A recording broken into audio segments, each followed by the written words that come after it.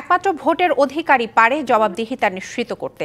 তাই যে কোনো মূল্যে মানুষকে ভোট দেওয়ার সুযোগ সৃষ্টির আহ্বান জানিয়েছেন বিএনপির ভারপ্রাপ্ত চেয়ারম্যান তারেক রহমান। আর বিএনপি নেতারা অন্তর্বর্তী সরকারকে ইতিহাসে স্মরণীয় হয়ে থাকতে আগামী 5ই আগস্ট নির্বাচন দেওয়ার আহ্বান জানিয়েছেন।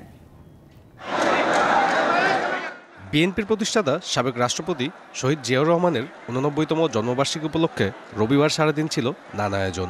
সকালে তার সমাধিতে শ্রদ্ধা নিবেদনের মাধ্যমে শুরু হয় দিনের কর্মসূচি। তারই ধারাবাহিকতায় বিকেলে রাজধানীর ইঞ্জিনিয়ার্স ইনস্টিটিউশন মিলনায়তনে আলোচনা সভার আয়োজন করা হয়।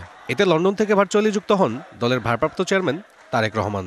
বিভিন্ন রাজনৈতিক দলের বিভিন্ন মতবাদ আছে, বিভিন্ন আদর্শ থাকতে পারে, থাকাটাই স্বাভাবিক।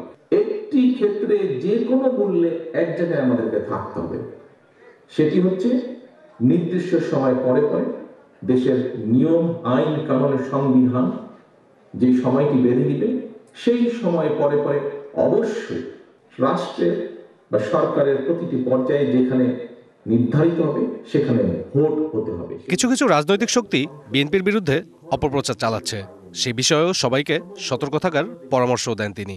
শহীদ রাষ্ট্রপতি জিয়াউর রহমান এবং দেশনেত্রী বেগম খালেদা জিয়ার যত সৈনিক, যত কর্মী আছেন, আপনাদের কাছে বিনীতভাবে অনুরোধ করব, দয়া করে আপনারা ওই মোটরসাইকেল আলাদেরকে ভিড় করতে দেবেন না এবং দয়া করে আপনারা বিভ্রান্তিকর কোনো কাজ করা থেকে বিরত থাকেন।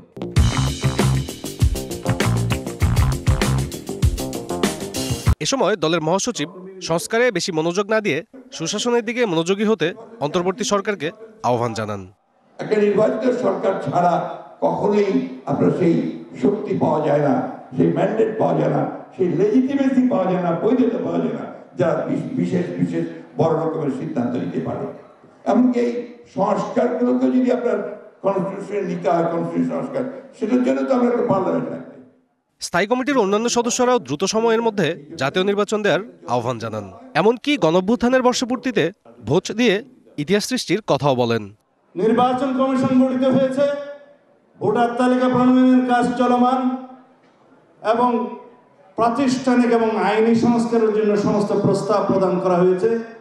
যদি মাননীয় প্রধান উপদেষ্টা এবং অন্তর্বর্তীকালীন সরকার ইতিহাসে আরো বেশি স্মরণীয় হয়ে থাকতে চান, তাহলে জুলাই আগস্টের এই ঐতিহাসিক গণ অভ্যুত্থানকে স্মরণীয় করে রাখার জন্য 5ই আগস্টে আপনি সংসদ নির্বাচনের আহ্বান করতে পারেন।